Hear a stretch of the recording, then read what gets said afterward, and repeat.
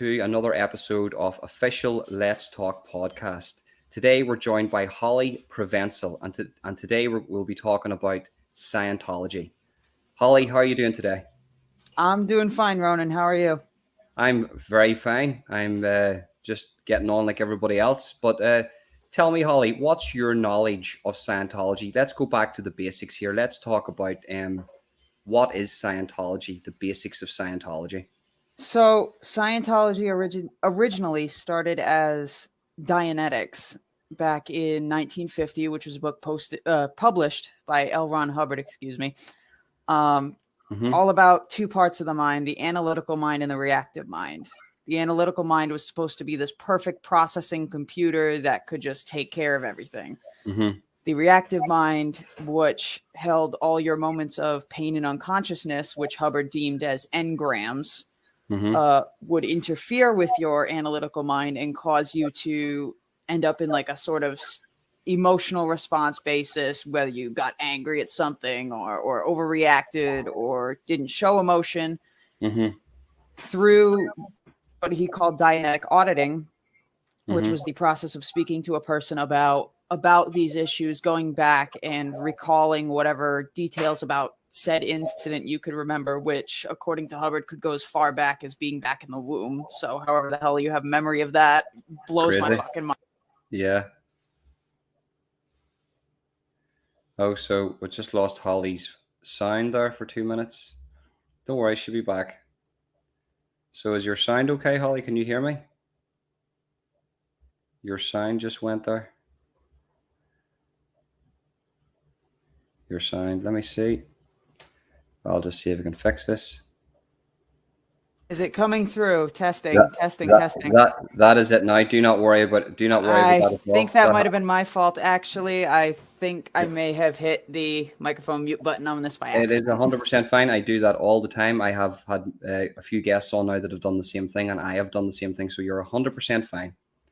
So I think we were on there. You were saying that it was about two parts. The Scientology was two parts. Scientology itself wasn't about two parts. Dianetics was about two parts. About the analytical mind and the reactive mind. The analytical mind was supposed to be this perfect computer, could do amazing calculations if it wasn't bogged down by the reactive mind. Now, during your life, Hubbard said that you accumulate these things called engrams, which are moments of pain and unconsciousness. And that these can screw with your analytical mind. By the way, I'm just going to say this ahead of time. I hope you don't mind swearing on this podcast. Oh, not. Well, actually, wait until the 5-minute mark, because even though I'm not sort of making money from this here, they always say wait to the 5-minute mark and then you can say whatever you want. So all right, cool. I can do that. 3 minutes. We're 3 minutes in, so wait another 2 minutes and then you can say whatever you want. All right. By the way, that was my fiance, Carmen. So, oh, that's fine. Listen, the more the merrier. So she's heard me talk about Scientology so much. I'm sure she's probably bored of it by now. Yeah. But anyway, so back to the engrams, the moments of pain and unconsciousness. For example, the event of birth, Hubbard said, could be an engram because it's pain, unconsciousness to the baby, maybe a moment of unconsciousness to the mother if it's damaging enough. And that by going back to these moments of pain and unconsciousness, somehow your mind was still recording what was going on while you were unconscious, and that you could go back and recall what people may have been saying around you, what sounds you might have heard, any sort of tactile feeling or anything like that. And by going back and repeatedly talking about these traumatic incidents, that it could help to get rid of what he called emotional charge, right? And supposedly just help you stop being so, I guess, not over dramatic about it, but being, I guess what he called re-stimulated. Which, yes, sorry, listen, I apologize if I interrupt. I sometimes I like to process things in my mind, but so what I've gathered from that is a very psychology-based thing. It's like a mythical psychology that he's come up with here. It's like, yeah, it's very similar to, I'm trying to think of what the word is for it. It's there's a word for it. It's when you go back and just talk about traumatic events. It's like astral projection or something, or not. That's like when you come out of your body, but this is like like past life events where you could it can be past life, but you usually don't get onto that until you're further in Scientology. Dianetics tends to focus on this lifetime. It's like when somebody puts you under hypnosis, and then they can sort of bring you back to a time where you can't remember, or a past life, or an era that you were born in, or something. It's like, but one thing that stands out for me though, and by the way, I'm totally unbiased when it comes to Scientology. I don't either discredit it or I don't feed into it either. It's just a thing that I'm interested in learning about. But it seems to me straight off the bat there that he's talking about some hocus pocus stuff that, and 99% of the time when people are talking about that and they sort of put that into a religious sense, that maybe there's red flags there already. Like there's stuff that you can't prove. It can't be proven. I know all religions can't be proven, but what he's talking about there physically can't be proven. We can't remember when we were being born. It's that traumatic. Our brains haven't, or we're just new little entities. Exactly. We can't remember anything. And he sounds like a very intelligent person to tap into that and to try to explain that. And in doing so, it's easy to dupe people. I'm not saying he is. I'm not saying that's what he's tried to do here. But definitely we're 6 minutes in, so I can curse now. Definitely my bullshit radar is going, or my bullshit meter is going off the Richter scale here. If I wasn't lying to you, that's me telling the truth. It's like, wow, you're a genius for starting it like this, but also, how can anybody fall for this bullshit? Yeah. Now, originally, not originally, but it starts with going to things during your lifetime that you can remember, like anything up to 5 years old.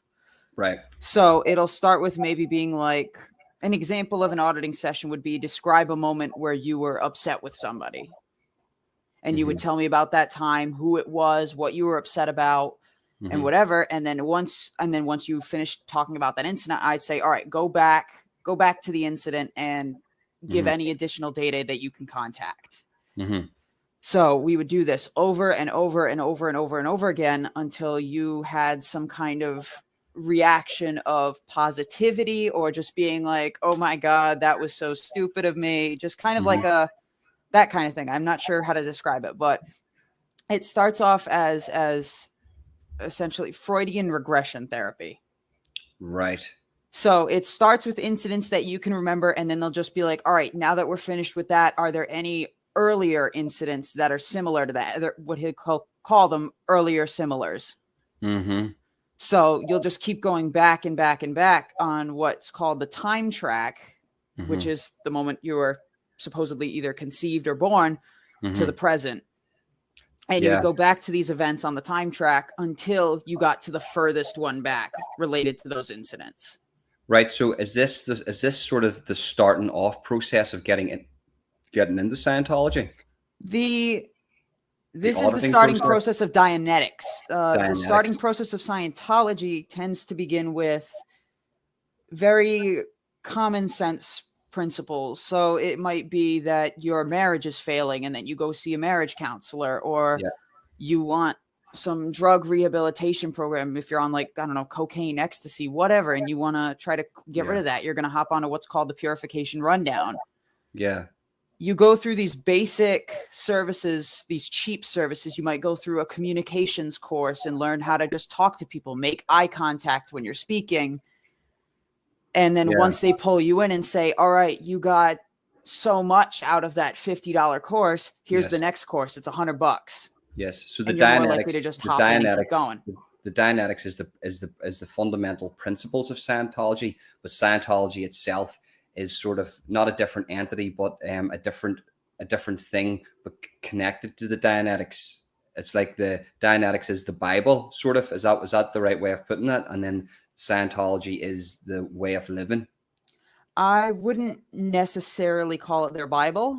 They don't. It's not like they worship it. They don't do stuff like that. But it's it's used a lot in their practices, considering that is the basis of almost the entirety of Scientology auditing. Yeah. So just if you know the question, because I know there's a lot to do. You seem to know your stuff when it comes to Scientology here, but just so we don't get too ahead of ourselves, the auditing part, that's absolutely fascinating. But do you know about the time frame that L. Ron Hubbard sort of started this? Because I know that he wrote books, and the man never had a second draft. And he never had a second draft in his life. He just wrote down what was in his brain, and then that was it. He just published it, and then that was it. But what was the year he started Scientology? Do you know that? Scientology as a religion, I believe, was started in 52. 1952. Dianetics started in 50. Yeah. He had Dianetics centers and stuff like that, Dianetic research centers. And once Dianetics went bankrupt, I believe someone else bought the rights to Dianetics, and then eventually he created the Church of Scientology so it wouldn't be counted as practicing medicine without a license, because in Dianetics he would talk about how he could cure asthma, cancer, all these illnesses, diabetes, whatever. And obviously you can't make major health claims like that nowadays. Of course. So there you've got the starting picture there. You've got this guy, 1952. He's around about that time. He's got this thing, Dianetics. It's trying to help people. All these wild claims, a lot of psychology based, a lot of pseudo sort of psychology in this here, things that can't be proven. But he's sort of this person who can help everybody, like this great self-help book that the same self-help book that's always written that everybody reads, online. But then he realizes, well, hold on, I have to pay taxes. I can't come out with these claims. But if I create a religion-based type thing, hence the Scientology, then I don't have to go through the same avenues as others. Is that correct in saying? Scientology never gained tax exemption until 1993. So about 7 years after Hubbard died. So he wasn't focused on not paying. I don't think he was as focused on not paying taxes as David Miscavige was once he took over. Okay. So it was more just about, I guess, trying to quote unquote help people. So just help people. And do you believe, in your opinion, that that's what he really wanted to do and he really believed? Or do you think he had other ideas in his head? That's tough to say, considering in the beginning, I think he did want to help people. He did submit the proposal for Dianetics and auditing, well, the early versions of Dianetics and auditing to the American Psychiatric Association, something like that. They basically laughed in his face. Yeah, obviously, yes. So I think he did see some form of help in that. Right. Which led him to keep going. And maybe to a certain degree, if somebody laughs in your face with a project or your life that you've put, pardon me, that could actually come into, that could make somebody very resentful and very angry. And they would just, if you have maybe a narcissistic personality or a sociopathic personality, that could maybe lead you down the route with, do you know what? I'm just going to pursue this anyway because I'm right and everybody else is wrong. So we've talked about sort of where, he comes out with the Dianetics roughly around about the 1952 period. And 1950, sorry. 1950s, around about that period, 1950 and stuff. So we're thinking to ourselves here, right? So he's got all the Dianetics. At what time frame then? Because we're going to go back into the Dianetics, because we will be talking about the fundamentals of that. If you want to speak about that, but at what time frame then does he sell or does he sell that sort of idea to the other person or the company that bought it? Do you know? I can't say I know the time frame of the selling. All I can say is I believe he sold it. No, it's fine. He had to sell it obviously once it went once the group went bankrupt. So he goes bankrupt then, and he then, because in my opinion, I thought that he started Scientology because he went bankrupt, and he said to himself, well, I'm not going to go bankrupt, and the only way I can never go bankrupt again is if I become a religion. Do you know what I mean? But what you said is, yeah, but what you said there is, it was 7 years after he died, actually, 7 years before he died, was it? Or 7 years after he died, 1993. So he never had any of those tax exemptions. And Nope. so there's one motive away. It was only your guy Miscavige, and we'll get to that later on. So, well, let's move a wee bit further. So now we'll go back into the Dianetics of this here. So you were talking about the auditing process where basically they talk about, if you had a problem with somebody, let's get to the root cause of it. Let's look inwards and stuff like that. And let's think about, we've got tactics to look back from whenever you were a little baby, which is, it's just not possible unless you're severely gifted. They're selling these types of things. It's like a self-help. Let's look inward. They're trying to sell a idea. Now, is this before Scientology that they're still doing this, or is Scientology established then? I'm sorry, you're gonna have to repeat that. So basically, condense that question. Was there a period of where the Dianetics thing? Dianetics. Sorry, the Dianetics thing was an entity by itself without the Scientology name above it. Yes. And then Scientology came in at a later date. Yes. Yeah, that's what I mean. When did the Dianetics sort of come into the Scientology side of things then? Dianetics, like I said, was first published in 1950. Yes. So, and then Scientology was established in 1952, and they kept Dianetics as part of it. Right. Okay. So that's so they're very close together then. Yes.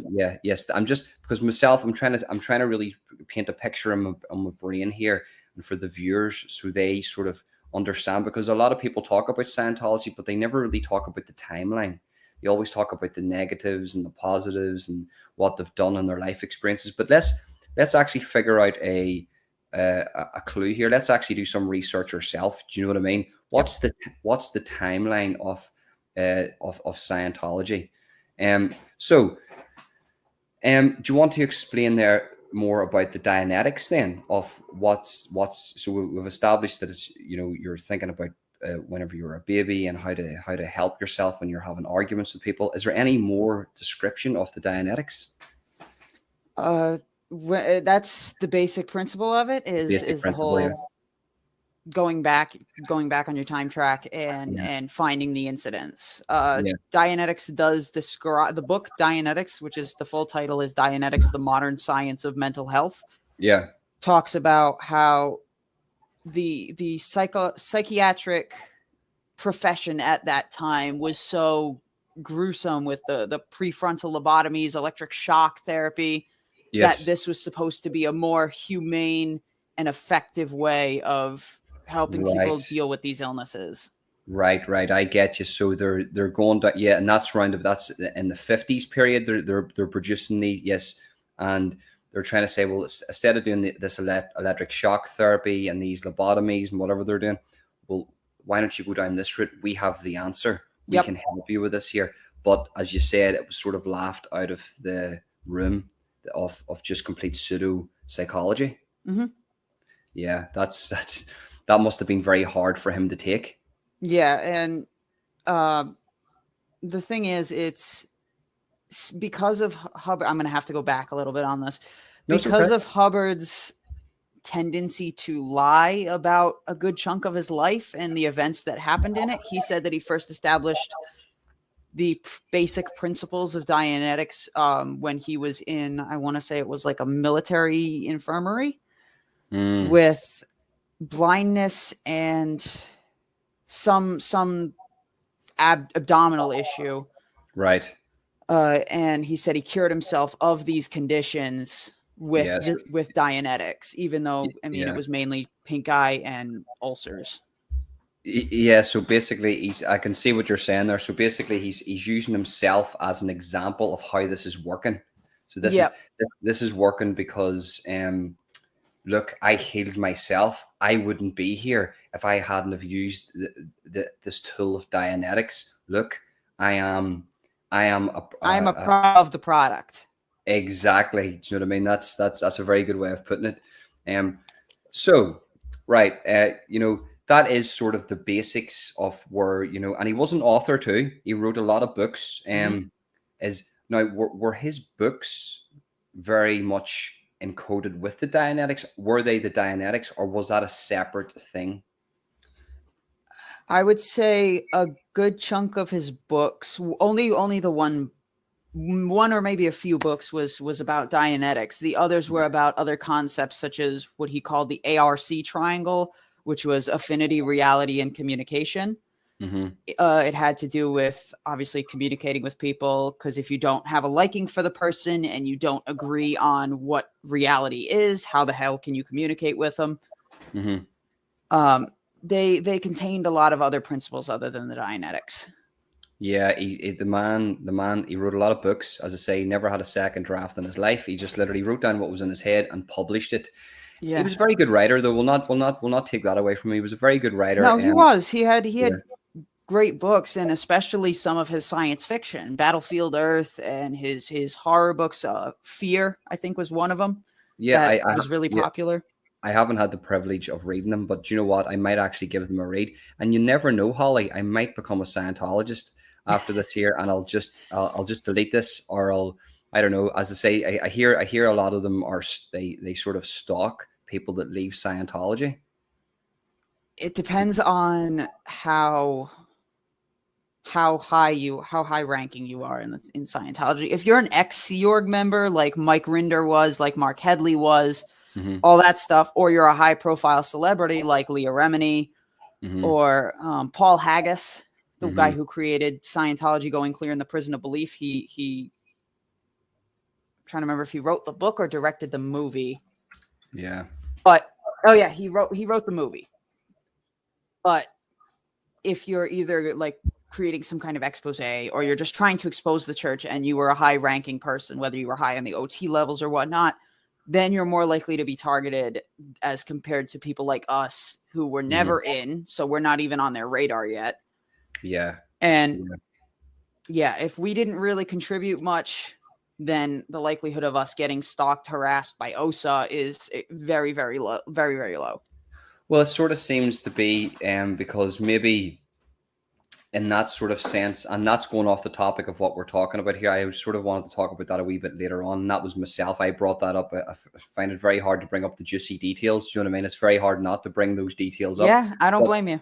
But in a sense, you can see why that is. Why would we be a target if we're exposing anything here? The only people who have any credit to expose anything are the people that were actually in it, because they will seem more of a truth, of a reality of what's actually went on here. Where me, Ronan, you, Holly, we could just be talking absolute garbage. Yeah, exactly. We're just called people who don't know anything. Yes. And if any of those people in Scientology maybe get access to a device and see us talking, it's not really going to mean anything. We'll just look like people that are just talking bad about Scientology. We're giving out what's called black PR, according to Scientology. Black PR, that's a good one. That's a really There's good a lot of terminology to go through. Yeah, there really is. It's a crazy one this year. So, without going off the topic again, I apologize, Holly. It's okay. So we understand the Dianetics of this here now. We understand that it was around about 1950. We understand that he was a great author, but he never had a second draft. We understand that maybe he took it very hard that his work was seen as pseudo-psychology. Well, in my opinion, maybe he didn't care, but in my opinion, the man maybe had suffered from a bit of narcissism, he was a bit of a sociopath. So he took that very hard, like anybody else would. And now we're moving on. So we're maybe, let's say, where do you think we should move on to after that? Maybe where was Scientology roughly in the 1980s, say? In 1980s, I would say, I think they had or even When did 1990s. Where do you think we should move on to in regards to what should be talked about in Scientology? Because I just wanted to get the basics there, but I'm thinking, where should we talk now? Should we go straight into the process of joining Scientology? we could go into the bridge Yeah. to total freedom. Yes, let's talk about that. Yep, definitely. So if I've I never. could, Yeah. let me see if I can Yeah, that's fine. You get share whatever the you want. screen, because I'm gonna try to load up a picture of the bridge. See if we can get a good image of it. I can put so I can do this, and then you'll be able to share the screen if you need be. All right, let me see if I can. Oh, all right, perfect. It's zoomed into hell, because it's a huge, absolutely huge poster. All right, so if I click share, we'll minimize that, maximize this. It should share. I think it should share anyway. Yep, I just didn't want to hit share screen, because then it was going to share the video of us talking. So I just have to minimize that quick. Yeah. Share screen. And oh, perfect, the window. That's awesome. All right, share. So if you can see a bunch of red text, let me know. Yeah, I've just put it to the stream. All right, cool. So this entire thing is the bridge to total freedom, or obviously, as you can see, the Scientology classification, gradation, and awareness chart of levels and certificates. Mm-hmm. The left side of this is what you would do if you want to be an auditor. The right side is if you want to be a parishioner, if you want to be someone like Leah Remini who goes up the bridge. You don't want to help people, you want to help yourself. Right. Is that actually the way they would speak about that? They would say, what way would they present this to, if, for instance, I know you haven't been a Scientologist, but do you think that they would present it that way, or would they present it in a different way? Like, obviously I'm choosing the right side if I want to be a Scientologist. Mm-hmm. I want to say that they would go roughly around that way by saying on the left is your auditing and your training. Yeah. Learning how to be maybe a case supervisor, someone who overlooks auditors and their what they call pre-clears. Now I have to explain a pre-clear. A pre-clear is someone going through Scientology. I don't know if you can see my mouse moving at all. Yeah, I can see it. Yeah. Okay, so right here, I'm circling around this big word clear. Yeah. That is the state where your reactive mind is totally erased of all engrams. You have nothing but this analytical mind, this perfect computer. Mm-hmm. And after that, you can start beginning the really, really juicy stuff, the OT levels. Wow. A pre-clear obviously would be someone who hasn't attained the state of clear yet. So that could be anything from Purification Rundown, which I mentioned earlier, up to New Era Dianetics or grade 4. Mm-hmm. And then after that, people still tend to use the word pre-clear. It's just a generic term, but you might use pre-OT if someone is getting their way through the OT levels. Now, currently, the poster shows up to OT 15. Nothing has been written past OT 8. Right. And just to get a clear picture of this here, so if you can you scroll back down to the bottom again for me, please? Thank you. So everybody starts at the bottom. Yes, everyone starts at the bottom. You may start through one of these introductory services, which are those cheap courses: communication, life improvement, Dianetics book 1, purification route, way to happiness, which are just some basic common sense principles like I don't know, respect your parents, keep good hygiene. It's stuff that not really anyone's going to have a problem with. Wow. So they sort of have masked this crazy pyramid with a lovely little thing for if you're going up with your parents and a Scientologist. I could just imagine this. It's the 1970s and you're with your mom and you're maybe acting up with your mom, and your mom, just this lovely Scientologist person, comes up to you and says, look, respect your mother. This is our new religion. But really, they're just saying that to sort of entice you into this pyramid of craziness. Well, it seems. Is that a correct way of putting that? Like It's just the bottom part here, which we're looking at. It says Dianetics and Scientology. Before you even reach any part of the graph or the grid, this is the sort of introduction to Scientology. And once you get by this, then you can actually just see there it says not classed. So you're not even classed as anything once you join. Yeah. You're just you're just an expendable basically to these people.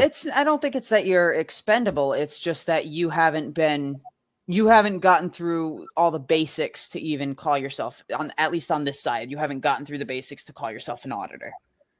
Right. Okay. And so the left-hand side, this is the auditing sort of type branch that you if you want to go into the auditing side of things. Now, on the right-hand side, what is the difference between the right and the left? The left is basically, think about it like this. The left is if you want to help people. The right is if you want to be helped. So for instance, basically, I don't know what way I want to say this. Maybe I could be wrong in saying this, but one side's for a narcissist and one side's for an absolutely nice person. I wouldn't say no, not for a narcissist. The left side, if you want to be an auditor, think about it as being a therapist or a counselor. Right. Okay. So it'd be like you'd go up the left side if you want to be a counselor. And if you're going on the right side, you're the one getting the counseling. And which one do you get paid for any of this? You get paid. You don't get paid, obviously, if you're going to be the one getting the counseling. You have to pay for that. Right. Yes, but I get you. Auditors, if you're working at a science, now this is a whole other thing.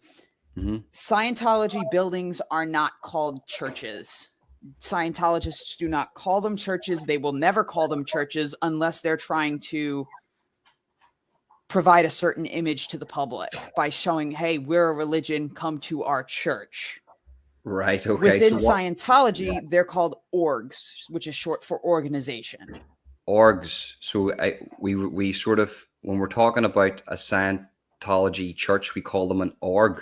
Yep, we call it an org. So there are two types of orgs, and there's also something called a mission. I'll go through the orgs first. A class 5 org is anything that can get you trained up to the level of class 5. Right. And it can get you up to the level of clear. Okay. After that, you have your advanced organizations or your Sea Org organizations, because the only people that work there are Sea Org members. Mm-hmm. You need to sign that billion-year contract in order to be able to work at these organizations, to start going from the Sunshine Rundown up through the OT levels. Just to run through that. So for the viewers that don't know, but when you sign a contract for Scientology, you're signing, is it your soul for 1 billion years? Yes, Scientologists believe in reincarnation. They believe that your soul has been through hundreds or millions of lifetimes before. You're not your soul. Your Thetan. You're Thetan. Everybody's a Thetan. You're a Thetan. I'm a Thetan. Your dog's a Thetan. Your cat's a Thetan. Mm-hmm. We, according to them, we are not our bodies. We are the things controlling the meat bodies. Yeah, it's I'm not saying they're wrong. I'm definitely not saying they're wrong, because nobody actually knows the full truth to that. But I'm just thinking here. So you've got a very complicated system here. Now, for you to move up the ranks on any of these, I was told the fundamental thing that you need is cash. Oh, big time. Right. Now, does that differ by either the right side or the left side of this graph that you're showing me, or is it just regardless of where you are in this graph, if you have cash, you can move up the ranks fast? You're going to need cash both sides, but the amounts are obviously going to differ. Mm-hmm. If you're going to be an auditor, you need to pay for the courses that you're going to take, and the training. But if you're going to be a pre-clear, you're going to be paying by what are called intensives, which are blocks of auditing time. You're going to pay for 12 and a half hours. That is an intensive. You're going to pay a certain amount for that intensive. Yeah, and I'm just trying to break down the psychology of this, Holly. And it's a very hard one. And you know what? I was always taught, see, if something's very complicated, it's probably bullshit, unless it's quantum physics. But even then, this actually seems more complicated than quantum physics. Now, what I'm going to say is, and just my personal opinion, because this is real fascinating stuff, and I hope the viewers, anybody watching this here, actually finds this interesting. I find this really, really fascinating. What I'm actually witnessing here is basically a pyramid system. That's what it is. It's a pyramid system, and you know, if you look at the top of that, what's the likelihood of a person going from the bottom to the top? How long would that take a person to get to the top of that pyramid? Jeez, Or I'll reword this here. Could a person with no cash become a Scientologist and get to the top within 20 years? No. Right. Absolutely not. So that's just a no. Then it would be no. So if I joined Scientology now, and I put all the labor in, all the hard work in, became a devoted Scientologist, promoted Scientology, I couldn't get to the top of the Scientology pyramid ever. You can get to the top of the rankings of Scientology, which, remember, as I said, is OT8. That's if you want to be up. That's if you want to get the auditing, and obviously, if you want to get the counseling, you can go up to class 12. The only ways that you can get free services are if you work for the church. Right. You either are going to be a staff member at an org, at a class 5 org or a mission. You're going to sign a contract for either 2.5 or 5 years. Or you're going to join the C organization, which obviously for the contract is the rest of your life.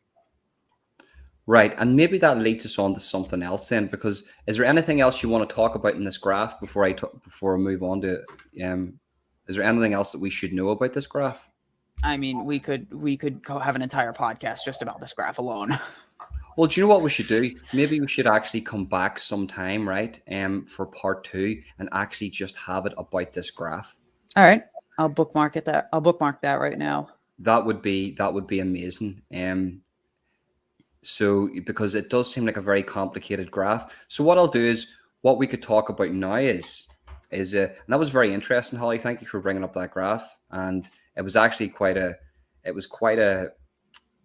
eye opener to see that in front of my face, that all the different little boxes, and all those little boxes are a rank, and within each rank there's lots of people. And then you look up and I see that box that says clear, and you just think to yourself, once you get to that box that says clear, what does that actually mean? Could you explain that to us? Sorry, just give me 1 second. I'm just no, you're fine. Take your time. Finding my fiance to give my dog some food. No, you're fine. You take your time. All right. So this is a relaxed podcast, Holly. We do. I'm just glad it's recorded. Yeah. So when you get to clear, like I said, that going back to Dianetics, that's when you are done with your reactive mind. You only have your analytical mind left over, which obviously that can't happen. New stuff is going to be happening to you every day that you're going to feel like you need to get auditing for. Yeah. And some people actually it's kind of a high, because when you go into your auditing session and you cover these traumatic incidents, you come out feeling lighter. You feel like your burden's been lifted off your shoulders. You come out with a little bit of maybe a pep in your step. People can get addicted to that. They'll be like, "Oh, something bad's going on today. I need to go get auditing." Of course, yeah. And then obviously, the more auditing you get, the more intensives you pay for. Yeah, well, if you think about it, like, so you've just joined. You're a person. Your life hasn't maybe went the best, and I'm a new person, and we've just joined. I've just been hooked into the Scientology. I've just got the leaflet through the door. I've just spoke to somebody in Scientology. Now I've joined. I have no money. What happens to me whenever I become that first day of Scientology? What happens to me? How does that work? Do you know? The Oxford Capacity Analysis Test, called the Right. OCA, has nothing to do with Oxford and University. The moment you step through that organization door, they are going to give you a list of 200 yes, no, maybe questions to fill out. Now, back a few years ago, me and a friend actually went to a local organization just to do this. So I have my OCA results. Pardon me for all the moving around in the chair. Wow. So you actually went in and tested this out? Actually, if you don't mind, would you mind holding until I see if I can find my results? No, here, listen. You take your time. This Cool. is fascinating stuff. This is what we have, ladies and gentlemen. A person who went to the depths of hell in Scientology to see what the Scientologist would say about her, and she's going to get her results. This is fascinating stuff, guys. I don't know if you are thinking the same thing as me, but the Scientology here, it's like for people that maybe have nothing, and these people suck them in just to use them as labor. And if you have money, then you could be sort of put on a pedestal like John Travolta or Tom Cruise, and people think that you're a god. So it's absolutely crazy, guys, but we haven't got to that part yet about Tom Cruise. And Sorry, just feeding my dogs. I'll be back in a bit. Yeah, no, you're fine. You take your time.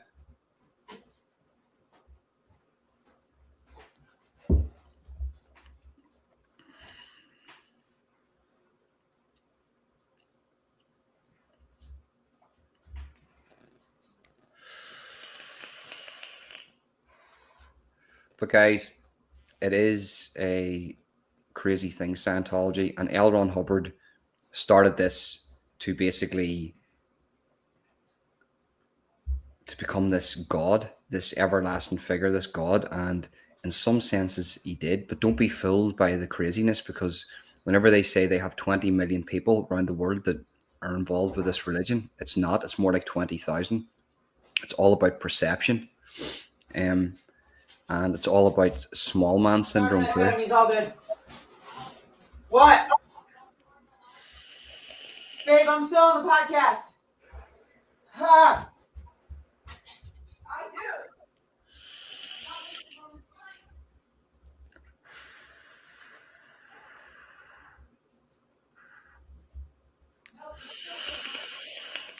It's okay. Sorry. No, listen. This is what it's all about. This is what Holly. This is what it's all about. This is what reality is. This isn't staged. There's nothing set up. This isn't one of these talk shows. So here we go. We'll have it, guys. I'm going to put you full screen here. All right, cool. Oh, good. It doesn't even have to be reversed. Perfect. So these are my results from the Oxford Capacity Analysis. Like I said, 200 yes, no, maybe questions, asking things like, I can actually pull up the test online. By the way, this has, like I said, nothing to do with Oxford University at all. I think they just put it there just to make it look sophisticated. No, 100%, Holly. It's what it is. It's I can see the psychology based the Scientology here. Every word means something. There's all these big words that are put into something that describes something very simple. They could have just narrowed Scientology down to maybe a paragraph, but they decided to make 20 books from it. Do you know what I mean? Yeah, it's not as complicated as what it seems, but I think that's the idea of Scientology. Oh, yeah. So, by the way, I was also told, because of my results. Yes, yeah, so read. No, you're fine. You're fine. Yeah, what's up? Hey, I'm in the middle of the podcast.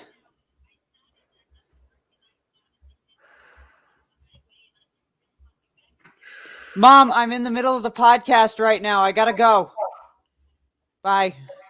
Do you know what, Holly? This is great because I'll be doing like a selection of like funny edits. That's okay. I'm okay with that. That's awesome. Funny things. So I love all this here too. Like, but this is the reality. This is just two people talking. It's a podcast. It's not, there's no pressure. No, there's no pressure. You can do your dishes. You can make your dinner. It doesn't make a difference. All right, so I went in under the name Mark Jameson.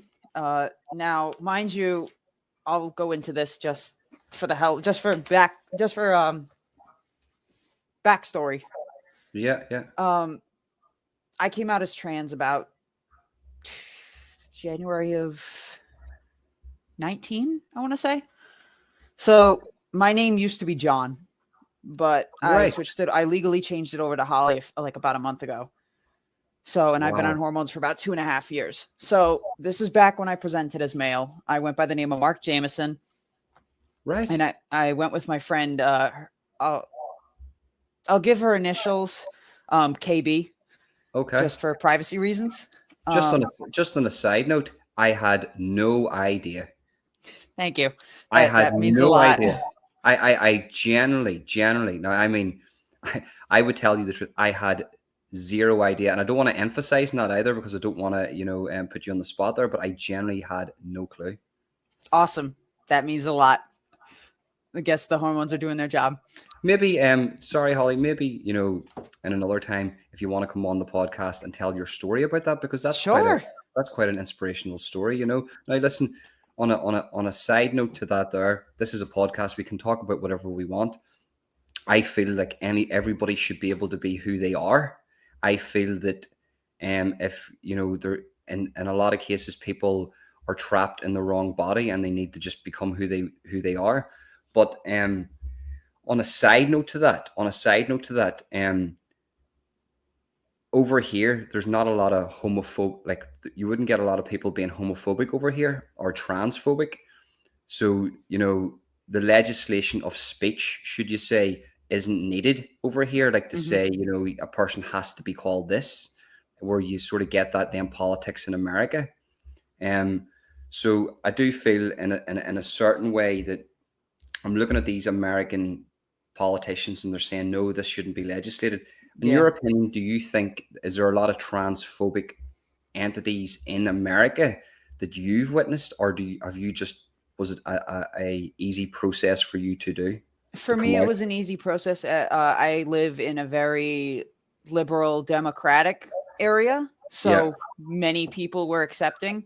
My entire family had absolutely no problems with this, which I consider myself pretty lucky for that, because I've heard of some people who get disowned by their parents and get kicked out, or they just go through this mental trauma that they can't be who they want to be. Yeah, no, that seems, but I'm all for everybody being who they want to be, but where I sort of draw the line in things is the legislation of speech. I don't agree with any type of speech that should be banned, because I think, like, for instance, if somebody attacks you in any way, shape, or form, well, then people like myself should come forward and say, well, actually, no, that's wrong because of A, B, and C. Do you know what I mean? Yeah. So, because bad speech should always be countered with good speech, and good always beats evil, in my opinion. Yep. If that makes any sense, I know we've sort of deviated from the topic there. That's okay. But you've just hit me with a whammer there, because I had no clue. And I think, actually, if you ever want to tell your story, and you'd be more than welcome to do a separate one. It looks like we're doing a couple of them here. You're going to do one just about the sheet, about the paper, about the whole pyramid system of Scientology, and then you can do one yourself about your story or whatnot. I would be honored. I was gonna say, if you wouldn't mind, I don't think my fiance would mind telling hers either. Listen, both of you can come on at the same time. It would be absolutely phenomenal to hear that side, that the realities of what it's like to be a trans person, and actually give your view, because the media spins it. I don't listen to either right or left. I just see it as, well, there's crazy medias on both sides, and there's a lot of good people like yourself and myself stuck in the middle, and we're like, well, what is the actual truth here? Do you know what I mean? So come out, tell your story, and you'd be more than welcome to come on this podcast and at any time and tell your story. Awesome. Thank you very much for that. Yes, of course. Now, let's talk about, so what was the results of your test then? So, on the left side here, oh, let's see if, damn freaking clarity. No, it's okay. So they have a scale of what's considered normal, unacceptable, and desirable. Mm-hmm. So this gray line, Mm-hmm. anything within the shaded area here is what's considered roughly normal, average for people. So as you can see, I was high in some aspects, low in some others. Mm-hmm. The lowest one happened to be anxiety. Right. I was nervous when I was talking to the people, but mind you, I knew that our test results were going to be discussed after the test was finished and processed. They weren't going to let us leave until they finished processing everything. Are you hooked up to a machine then with your fingertips? No, it was just them taking our answers to the questions and basically throwing them into a computer. So basically they took your answers, put them into a computer. And it ranked the points in whatever way they do. Some questions rank higher than others. One example is question 4. So the first question, for example, is, do you make thoughtless remarks or accusations which you later regret? A lot of these questions apply to a lot of people. I know that one of the questions that we had, which I guess the church may not be doing this anymore, is, do you browse railway timetables or dictionaries for fun? That was one example of a question that we had to answer. I don't know how that calculates anything. As an Irishman, I probably would have answered yes to that just for the pure fun of it. Oh, yeah. Honestly, I would. Sorry, continue. I didn't mean to cut you off.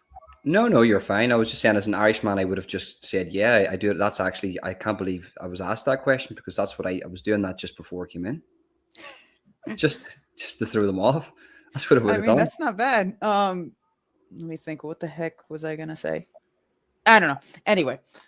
But yeah, like I said, I was really low in anxiety. The sections have to do with stability, happiness, how composed you are, your certainty in life, activity, your aggressiveness or passiveness, responsibility.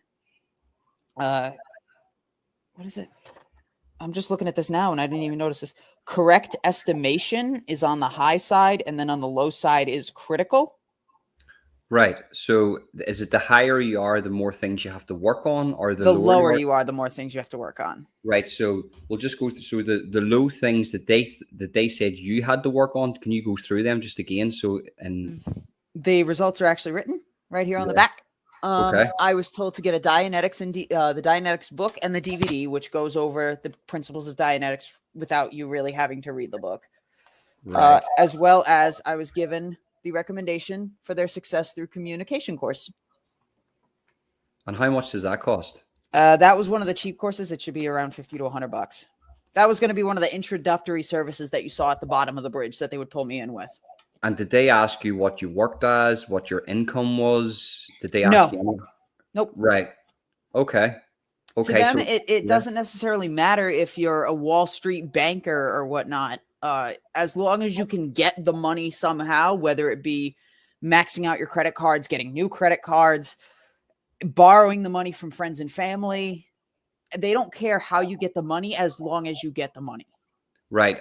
But is the money emphasized? Not in the beginning. Not at the beginning. Right. It's just only when you take the next steps will money ever be brought up or emphasized. Once you've become invested in it mentally and emotionally, then they start talking about how much stuff costs. And if you start talking about, oh, I can't afford this or I can't afford that, they're going to start saying, all right, here are some ways we can do this. So that was the key that I was looking for, you see, because throughout this whole podcast, I was talking and I was thinking to myself, sorry, when you were talking, I was thinking to myself, there was, when's the money going to come into this? So what they actually do is, and it's a very good tactic, is they don't talk about the money in the introduction side of things. They get you so emotionally invested where money's not even a topic. But then whenever you take the next step, that's whenever you're so emotionally invested, currency and money doesn't matter to you. Mm-hmm. You'll just give your whole house and your whole life and max out all your credit cards. Yep. Just to be involved in this great organization that's going to enlighten me and bring me all the happiness and joy that I deserve. Yeah, you're gonna see tons of gains and wins from these services. Right. So yeah. So that was the introduction. That was your introduction to Scientology. Yes. So after that, what would be the next step then? The next step would be obviously taking that communications course. Okay, so you take the communications course, and do you know what the communications course consists of, or what you have to? Want to say I can actually look that up right now. I may be mixing it up with the training routines, which is a different part of the bridge entirely. It's okay though. I mean, it's all a sort of an introduction. It's all a very low part of Scientology itself. So, the next step would either be, so it's a bridge. You call it like a bridge. It is called the Bridge to Total Freedom. The Bridge to Total Freedom. Okay, so I've got it. I got it up. Success through communications course. It's many people's first introduction to the practices. It appears at the bottom of the chart. Mm-hmm. The course covers TR 0 through 4, training routine 0 through 4. Mm-hmm. Training routine 0 includes sitting in front of another person, maybe 3 or 4 feet away, eyes closed, just being there, knowing that they're there, and just confronting that, not moving, not flinching, not falling asleep. And this could be going on for hours cumulatively, not at a time. So that's psychological torture then? It can be for some people. And that's a training routine they put you through? That's a training routine. So you and I would sit across from each other if we were training together. We would just have our eyes closed and we would just confront the fact that we are there. It would be almost like, you can kind of think of it, I guess, as like a meditation type thing. Well, it's not meditation. The whole point is not to lose yourself. The point is to confront the other person without actually seeing them. It's just knowing that they're there and being comfortable with the fact that they are there. It's like meditation on steroids. I guess. I mean, you're not really trying to look inward, but none of that stuff. And then after that is doing that same thing, but just having your eyes open, looking at the person, no flinching, no yawning, no falling asleep, no zoning out, staring into space. There's also one example. They repeat a question over and over, which is one person being like, do fish swim or do birds fly? And the point is to be able to get somebody to answer the question no matter what they say. So one example would be, you would ask me, do fish swim? And I might say, I don't care, ask me something else. And you'll say, I'll repeat the auditing question, do fish swim? And you'll just do that over and over and over and over and over again for hours. You lose your brain. That's psychological. They break you. Torture. This is how they freaking break you. Yeah. No, that's psychological torture. That's how you break a person's consciousness. Sorry, go ahead. And then there's bull baiting, which if you ever watch any of the trying to think of a good one, the BBC expose with John Sweeney. He's the BBC reporter who was working to expose Scientology. Mm-hmm. And he was being stalked and harassed by OSA because of this story. Mm-hmm. Mike Rinder at the time was still a member of the church, still a prominent Sea Org member, and he confronted John Sweeney on several occasions. And no matter what John Sweeney said, Mike just kept a straight face. It was a way to keep him composed. This is what you learn in TR0 bull bait. You will sit there. The other person will basically try to do everything they can to get you to react and to push your buttons. Right. This teaches you to be able to confront whatever they say without showing emotion, without reacting and stuff like that. And is this like a thing that's taught at the higher levels, or is this taught also at the lower levels? This is the communications course. Right. Okay. So this guy, what was his name again that was confronted? John Sweeney was the BBC reporter confronted by Mike Rinder. And who was in Scientology? Was the BBC reporter a Scientologist? Or no. Mike Rinder was the spokesman, the international spokesman for the church. And he just kept a straight face? He kept a straight face because there was a point where John Sweeney got extremely aggravated and... Wait a minute, that was either Mike Rinder or... Either way, there was someone in the Sea Org member, a high ranking Sea Org member that John Sweeney eventually snapped and started screaming at him. Right. And the guy kept a straight face. There was a snapping point then with one of these guys. Yeah, it was Tommy Davis. That wasn't a very sort of, with the grain of Scientology. It seems to me they teach to never do that, but this guy snapped. Well, now mind you, John Sweeney wasn't a Scientologist. He was just a reporter trying to expose them. Yeah. So he hadn't gone through the bull baiting and all the communication stuff. So he still had those reactions. He wasn't able to keep them suppressed. He was reacting on an emotional level. Oh, sorry. Yes, now I get you. Did he join Scientology to sort of infiltrate them? No, he never joined. He was purely a reporter investigating what people had told him, what people had shared. And like, for example, does David Miscavige beat his staff? Right. I get He's trying to expose the abuses. Yeah, I totally, yeah. Listen, just on a side note, I haven't watched the BBC in about 10 years. So I probably, if that documentary came out, I probably missed it. The BBC are just, I could do a podcast on that myself of what they're like. They're just a terrible, terrible, terrible news company. Over here, we have to pay like a TV license. Because of the BBC, they refuse to advertise, and because of that, everybody has to pay a TV license, regardless if you watch the BBC or not. That's really weird. We just pay cable bills. It's the BBC. It's very ironic that the BBC would be sort of trying to investigate Scientology when they themselves steal people's money and give them nothing in return. So it's the irony in that sort of for me. Is great. It's actually fascinating, and it's comedic too. But without going into another mad subject there. So now we've got up to the point where you're going through all these psychological tests to sort of to strengthen your mind and to find out who you are or what you are. Now, just a question for you. At what point do they start to tell you that your arm is another person and that your ear is another person? The body thetans. Okay, so we're getting to the juicy stuff. OT3, operating thetan level 3. Right. First question: have you watched South Park? Are you serious? Yes, I am dead serious. Do you watch the show South Park? Yeah, I watch it all the time. Have you seen the episode called Trapped in the Closet with Tom Cruise and all that stuff? No, I didn't know. Okay, so there was an episode in, I want to say it was like season 8 or something like that, where it was about Scientology.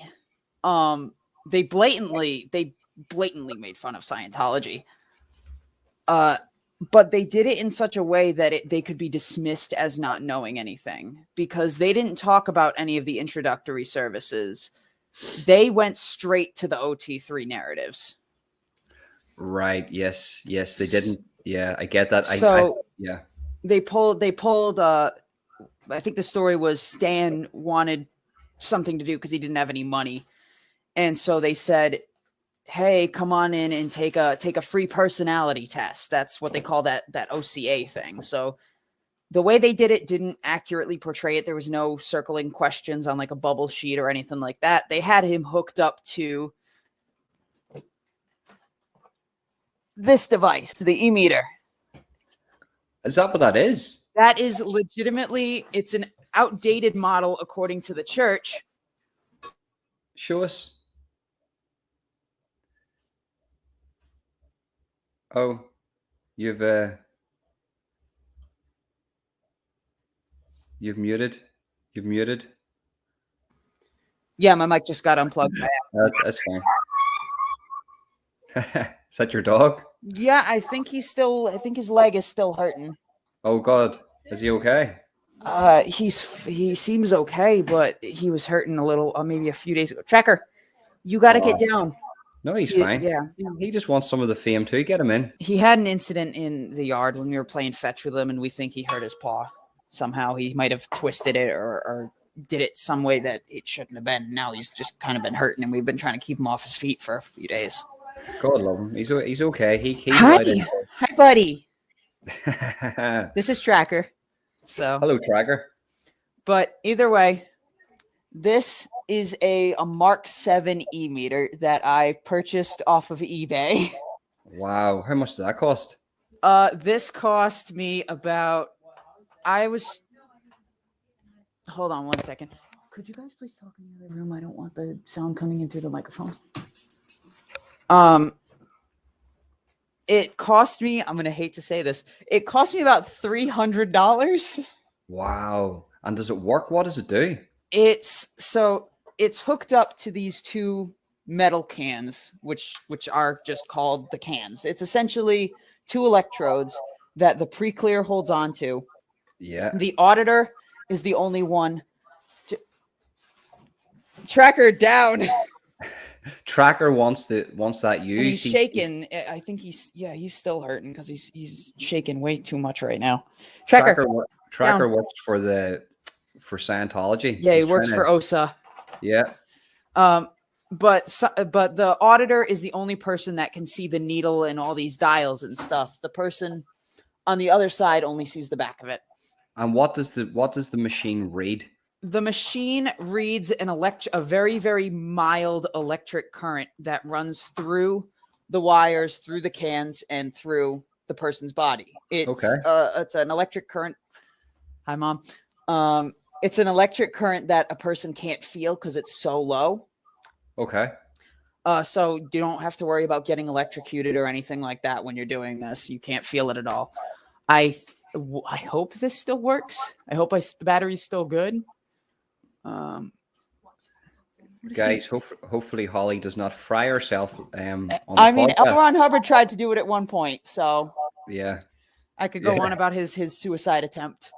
So I'm just thinking. So if it shoots something out like a small electric current, what can it read back? It just reads back the resistance on that current. Right. Okay. Yes, I understand. It's basically I don't even know what you'd call it. Yeah, basically an electric resistance tester. So, Anya, because our bodies are all made up differently in a certain degree, you have to get out from under the computer desk. I'm telling you, he works for Scientology. That's what he's doing. If he's got a wire, then he's Sea Orc. That's I swear to God, Sea Orc. He's there. He knows what he's doing. He hasn't been the first Sea Orc dog. Yeah, are you serious? There were, I believe it was a corgi that they had on the Apollo, which was the ship that L. Ron Hubbard was running back in the 60s. What? He was trying to be like the Queen then, was he? He wasn't get out of the trash can. I'm sure this will make great bloopers. Yeah, it's all right. I'm keeping it all in. This is what this is. You gotta go that way. Hang on. I'm just gonna try to get him out of here. No, it's fine. You take your time. I'm just trying to get him out of there. So, guys, we have a machine that Holly had bought for $300 off eBay that's used by Scientologists to read some crazy waves that come out of your body. Tell me in the comments, is Scientology a absolute crazy religion, or is it legitimate? You give me your opinion. But some very insightful stuff from Holly tonight, and I cannot believe she's actually got a machine. Sorry about that. Anyway, they use in Scientology. All right, so yeah, like I said, electric current goes through the cans, which the pre-clear is holding. Yeah. There are different ways that the needle can be read. So, for example, if it goes sharply to one side, I believe that's called a rock slam, and that indicates evil hidden intentions. So that can be used in what's called a security check. So, like, do you have anything against David Miscavige, L. Ron Hubbard, or something like that?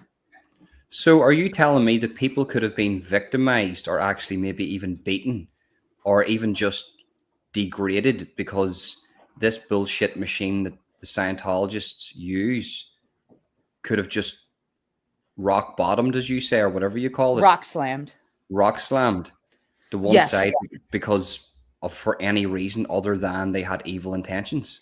If you were a Sea Org member and you were hooked up to this device in a security check and you rock slammed against what's called List 1, if you were an L1RSer, that meant you had hidden evil intentions against David Miscavige, against Scientology, against L. Ron Hubbard, Mary Sue, whoever.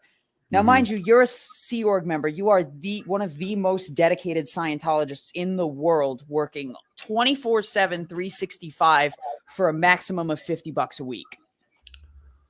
What?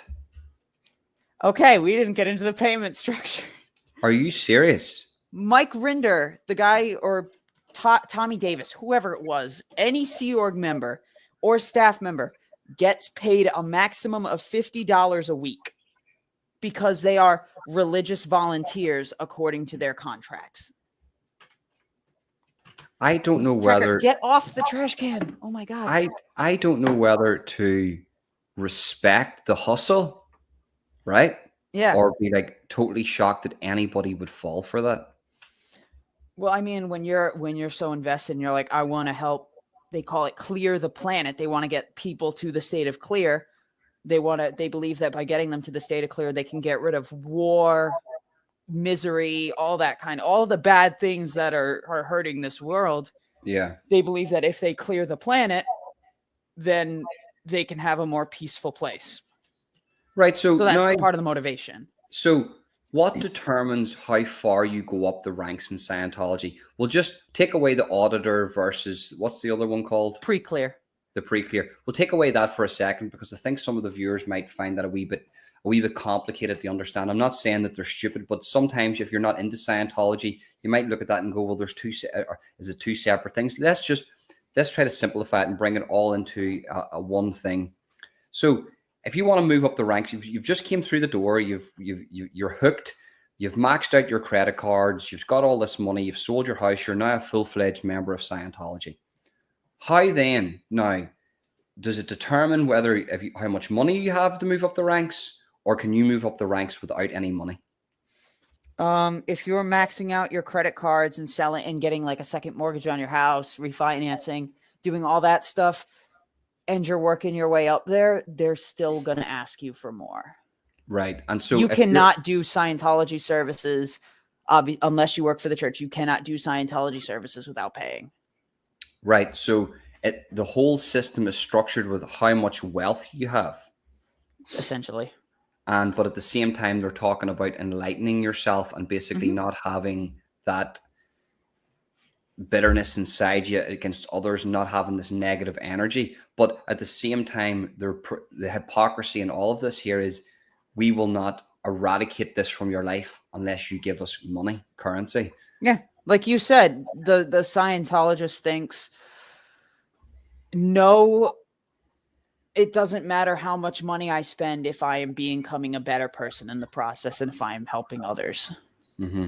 And I think maybe the good reply to that would be is, well, if you're telling me it doesn't matter how much money I spend, then why are you not giving this away for free? Yeah, I mean that's a good question. The point is, you know what I mean? Yeah, the point. Well, their idea is, yeah, it doesn't matter how much money you spend, so give us more of it. Yeah, it's one of those situations where maybe it takes there's a lot of people that are suffering in the world. There's a lot of people that have felt low in their life. I'm not against religion. I'm not for religion. I believe anybody can believe in what they want. But if you look at, let's look at Catholicism. Let's look at the Catholic structure. You're not forced to pay money.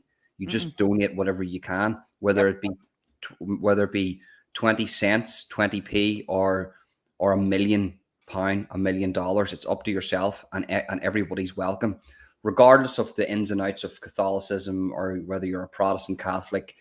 Most religions, you don't actually have to pay to be involved. But with Scientology, it seems like the more wealth you have, the more you go up the ranks, and the higher you get. And that leads us on to another subject. So let's talk about, if you don't mind, if you've got enough time. I've got about another half hour or so. Okay, so let's move into the other section of Scientology. So we've covered the basics. We've covered sort of the introduction, and it actually depends on your wealth to move up the system. The Dianetics of it, the sort of fundamentals of what Scientology is. We've covered all that. Now let's talk about celebrities and Scientology.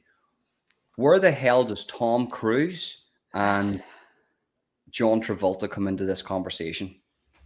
So originally, back when Hubbard was still alive, there actually was a policy that he wrote called John Travolta. And it was about who was allowed to deal and handle with John Travolta. Right. They believed that celebrities are basically high-level influencers. If a celebrity can say, I joined this group, obviously a whole bunch of their followers are going to say, oh, this guy's a part of it. Maybe there's something good here. I'll give it a shot.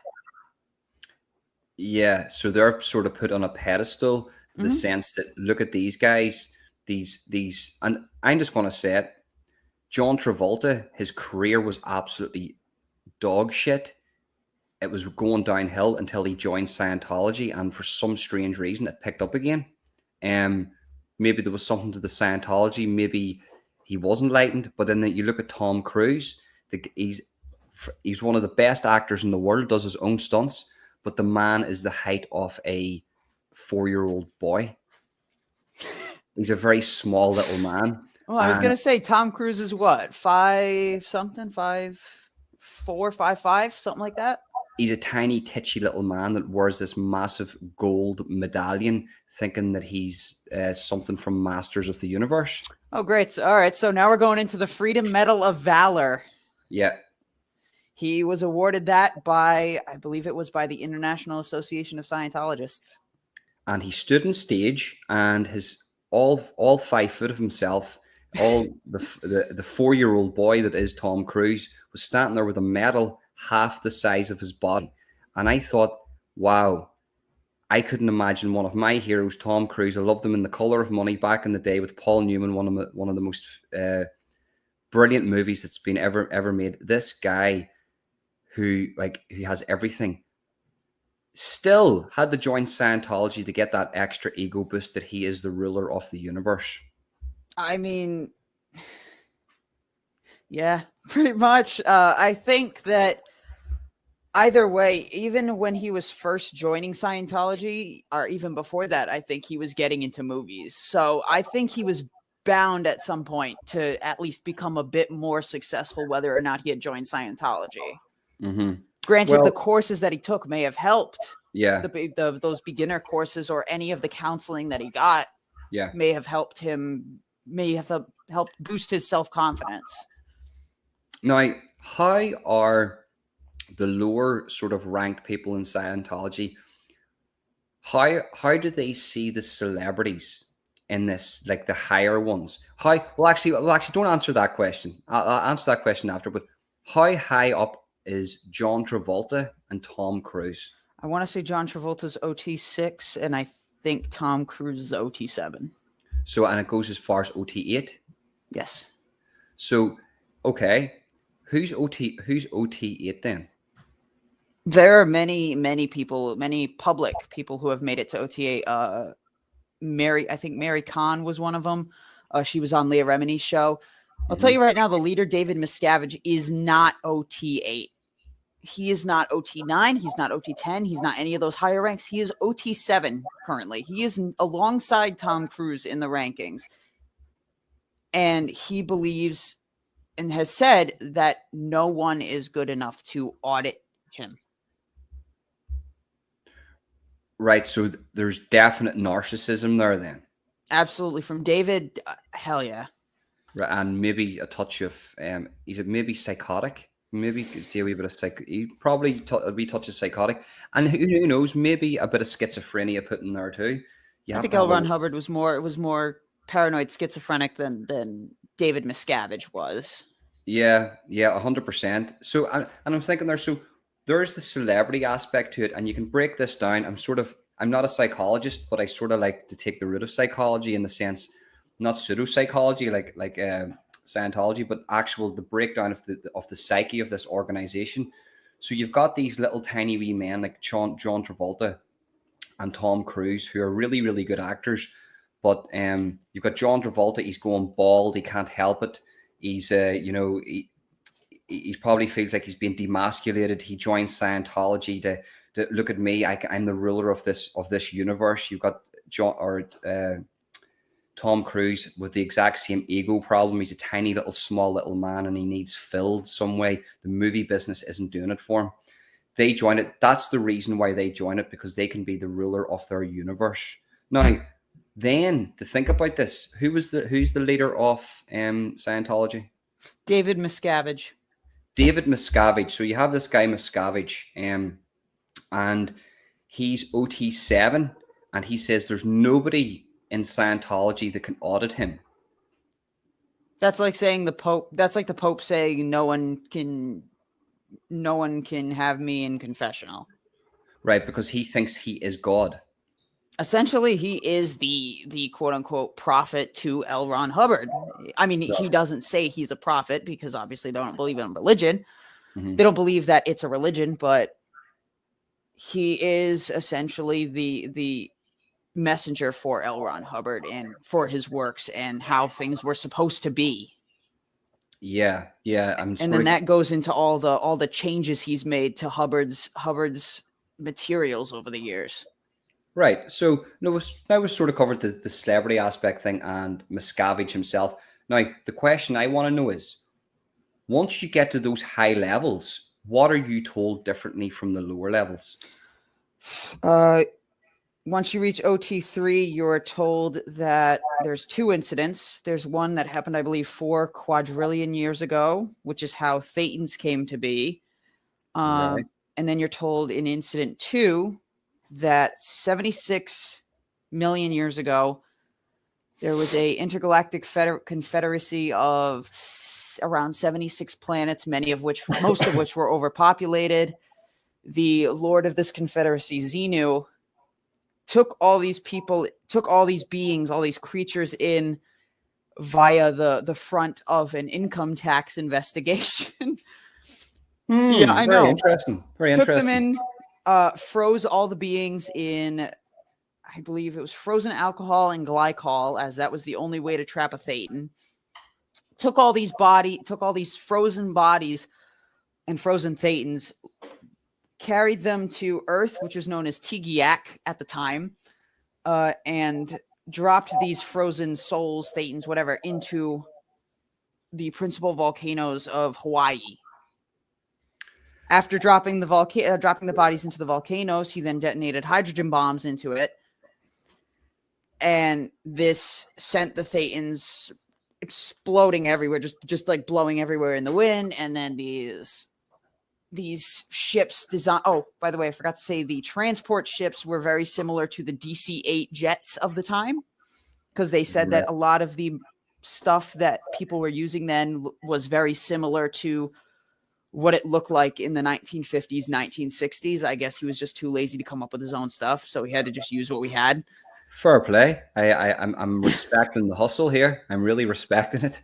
But so the hydrogen bombs went off, Thetans went everywhere, and then they got taken in by these ships and brought to an implant station where they spent 36 days essentially watching these motion pictures, which implanted them with the ideas of fears, religion, in all these ways to essentially brainwash the Thetans into becoming so dead that they never actually tried to essentially free themselves mentally.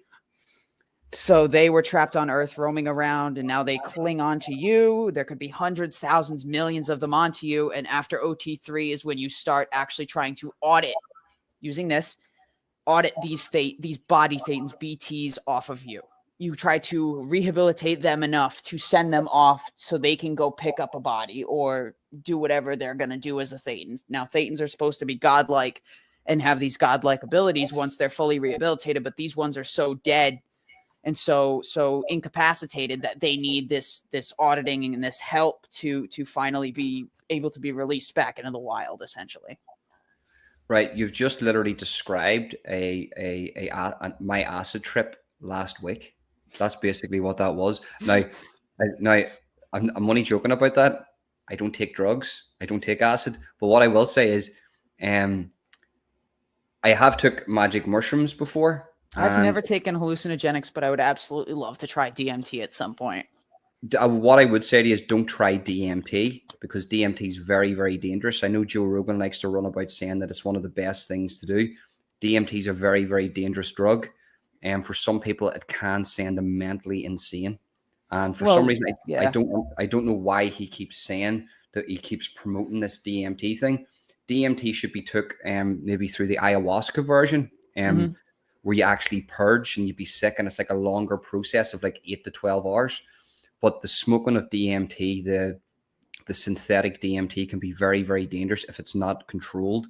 What I would suggest you do if you want to get into psychedelics would be to go to a person who knows what they're talking about and start a very low dose of magic mushrooms. Don't take acid, take the magic mushrooms, because you know what you're going to get, and start your experiences with that. And it's not a drug; it's an enlightenment thing, and you're enlightening yourself, and it's a very good thing to sort of switch your psyche. But to go from nothing to DMT would, in my opinion, would be very, very silly. And a lot of people who take DMT, like Joe Rogan, don't. There's been a lot of people who take DMT and end up in psychiatric wards. Put it that way.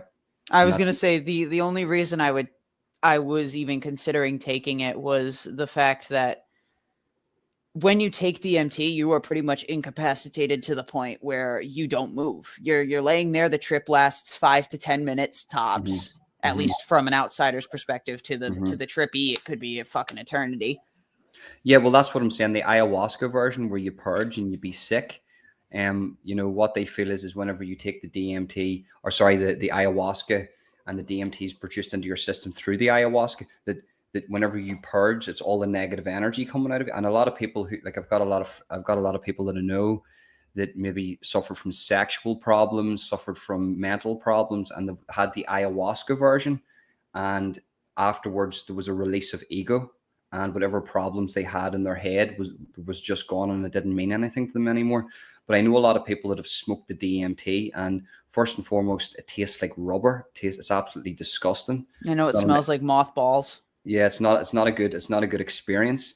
But I would suggest that start off with something very light, like a light magic mushroom, and always be around people that you're very comfortable with and people that you trust.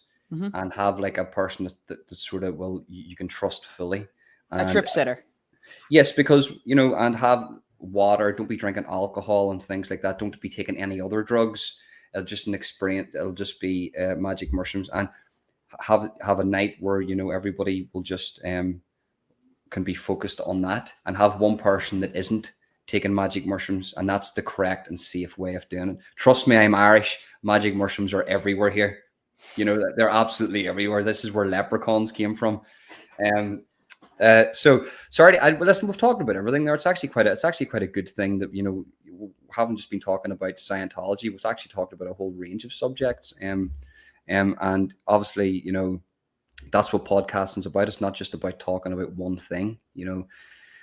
But I'm just trying to get the scenario in my head now. So we talked about the celebrity thing. We've talked about what they learn once you get to a certain height. Now, over the past couple of years, there's been a breakdown of Scientology. Why is that? Have you got enough time to speak about this? Have you another 5 minutes? Yeah, I have some time. Yeah, so I have about 20 minutes. So the breakdown of Scientology. Why is Scientology now being so frowned upon? Purely, ever since Operation Chinology back in 2008 occurred on 4chan, it's just gone completely downhill, because before that it wasn't exposed nearly as much as it is today. Ever since Leah Remini's show came out, it's been millions of people have been watching, have been learning about what's going on inside this group. They've been recommending the show to their friends. I think the show has an Oscar or two or something like that, whatever the daytime thing is, an Emmy or whatever. But it's such a famous woman. Most people may have seen her from King of Queens or whatever shows that she was on. They'll recommend the show to her friends. They'll recommend the show to whoever. And then as that word spreads around, people start looking more and more into the show. They had, I think, 3 seasons now. Leah and Mike, the former spokesperson, actually run a podcast together called Fair Game, which is another one of Hubbard's policies. But it's because people see exactly what happened. They don't see the Scientology propaganda machine anymore. They see, oh, I heard a story from these 2 ex-Sea Org members about what it was like to work in management. I learned about what it was like to have your money essentially ripped from you in order to get to these higher levels in the bridge. It's exposing all the problems with it over time has just led to a massive PR problem that David Miscavige, I don't think, will ever be able to recover from. And that will lead me on to another subject. Who is David Miscavige? He's 5'1", first off. So I believe he's actually shorter than Tom Cruise. Wow. He's a 3-year-old boy. Yeah, he's a 3-year-old boy. He is a Sea Org member. He's technically, his position is chairman of the board of the Religious Technology Center, which revolves around the copyrights and protection of the name, the Dianetics name, basically all the services and stuff that they have. He wasn't really, that position is not supposed to be CEO of Scientology, essentially. But he was in the Sea Org. He and Pat Broker, which is another Sea Org member, back after Hubbard died, were trying to basically fight out who should be the next leader, because Pat and Annie Broker were a couple that were working closely with Hubbard right before he died. They were some of the people who knew about his last whereabouts after he went into hiding in 1980. But somehow David Miscavige managed to take control and kick them out of the picture entirely. Right. So without, we're not, listen, it seems like Scientology is filled with conspiracies in itself. So, we can go down that route. Do you believe that Miscavige had something to do with Hubbard's death? No, I personally do not feel that he had anything to do with Hubbard's death. Hubbard was essentially paranoid schizophrenic at that time. It's believed that he had what's called nowadays as frontal lobe epilepsy or temporal lobe epilepsy. Okay. It can lead to things like hypergraphia, and as we know, that means a lot of writing, and Hubbard was an extremely prolific writer. It can lead to a lot of the symptoms that Hubbard had back in his later years of his life, and even when he started Scientology. But personally, he died still trying to remove his body thetans. Right, so he actually genuinely believed... He believed his bullshit. Oh, okay, well, listen, let's give him credit then. Because I think credit is always due. We know that Scientology's bullshit, but let's give the man credit. He was suffering in his brain. He had an actual disorder that didn't debilitate him to the point where he couldn't move, but he was actually able to create a religion from this and actually believe what he was preaching. And there is something to be said in that, and I always like to talk about positives. So, for instance, if you genuinely believe something, you can actually make things become a reality. And that's what thoughts are. That's what ideas are. Ideas are living things. And in his mind, this was real, and this actually worked, and he done this to his dying day. So I will give him credit that he lived by the sword and he died literally by the sword. And so credit to L. Ron Hubbard for that one. And I don't really like to speak ill of the dead, regardless of what they done. So credit to L. Ron Hubbard for doing that, even though, yes, his whole religion was totally bullshit. So I'm thinking to myself now, we've talked about Miscavige, we talked about Hubbard. Now, the best way to word this, is Scientology progressing or is it regressing? In what way? So is it getting more members? No. Or is it so it's in a decline then? It's now pretty much in a constant decline. So it's in a decline because of the sort of it's been exposed as this fake thing. It started its decline once Hubbard died, because obviously when the founder's not around anymore, some people aren't going to be as intrigued by what the new guy has to say. Yeah. Once he started fucking around with the tech, they went through 2 golden ages of tech where they re-released all the basic books and lectures, they made a bunch of people, like almost their entire membership, go back to the bottom of the bridge and redo everything at their own expense. So he tried to repatent Scientology, basically. Yeah, he repackaged it and said everything before was done wrong. We have new research. This is what Hubbard meant. You have to do it again, and you got to give us more money for it. Do you think if he had have said, and are you talking about Miscavige here? Yes, I am talking about Miscavige. So do you think if he had a sort of presented himself in a way he didn't, because Miscavige has this God complex about him, I think, do you think if he had went down the route of saying, look, I'm just an apostle of L. Ron Hubbard, I'm here to spread his word, people probably would have listened to him more, instead of, listen, I'm better than L. Ron Hubbard and you should live this way. You shouldn't have listened to L. Ron Hubbard. Do it my way. I don't think it's necessarily that he said do it my way. It was, he said, one example of things he said during one of the golden ages of tech was such as evil stenographers not properly writing down Hubbard's words. So he's framing it as not my way, but the way it was originally intended to be. This is the pure juice of Scientology that people weren't getting before. We found out all these problems that were going on back then with management. We took care of it. We got all the material back to the way it was originally supposed to be.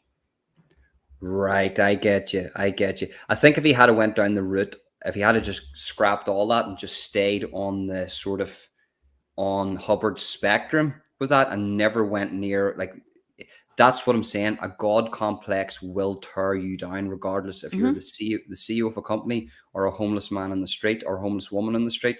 You will be, a God complex is bad for everything. And in this case, thank God for Miscavige's God complex, or maybe a lot of this wouldn't have been exposed. If that makes any sense. Yep, I can totally agree with you there.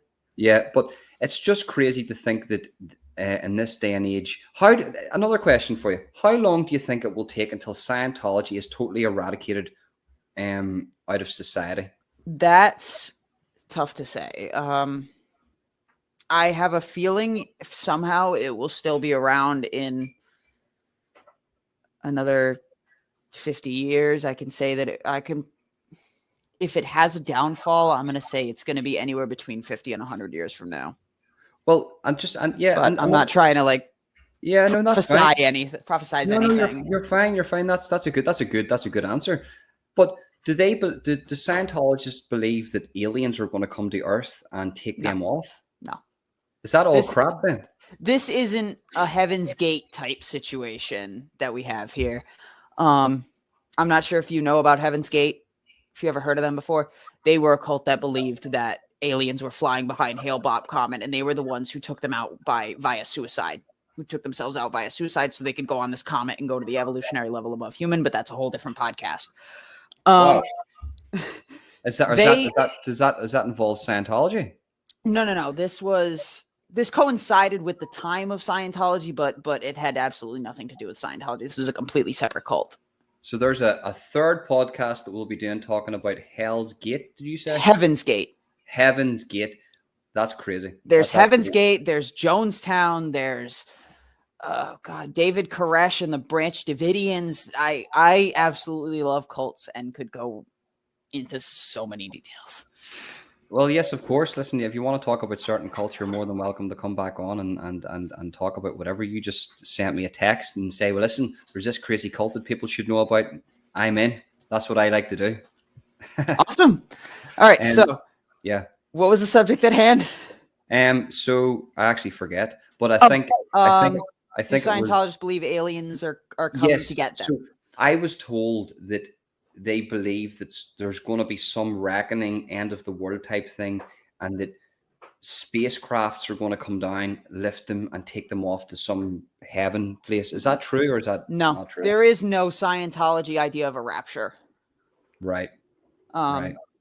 They just believe that once you die, if you don't go through Scientology, if you don't get the full OT8 up to OT8 processing, that you're going to constantly get re-implanted by those implant stations, and you're going to forget your past lives, and you're just going to be doomed to basically repeat what you do on this earth. You're just going to live a life. You're going to be born. You're going to grow up. You're going to have a family. You're going to have kids. You're going to work, and then you're going to die, and then you're just going to do it all over again, over and over and over and over.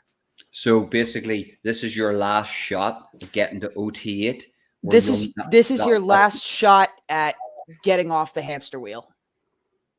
Wow. That must be, for somebody who actually believes that must be the anxiety of, I have to work to get to OT8. If I don't get to OT8, then that's me. I'm going to have to go back into this cycle of hell. So like that's crazy. And you know what? I think we should end it on that, because that's a lot to take in. And Yeah. I think we could talk about, we'll do another podcast talking about the graph sheet, the grid that you showed us there. You can come back on and talk about other subjects. You're a very interesting person, Holly. Thank you. You as well. Thank you very much for coming on the show.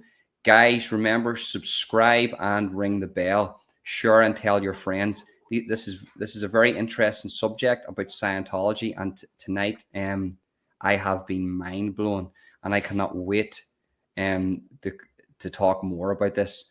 Holly, have a very, very good evening. You as well. Have a great night, Ronan. Peace.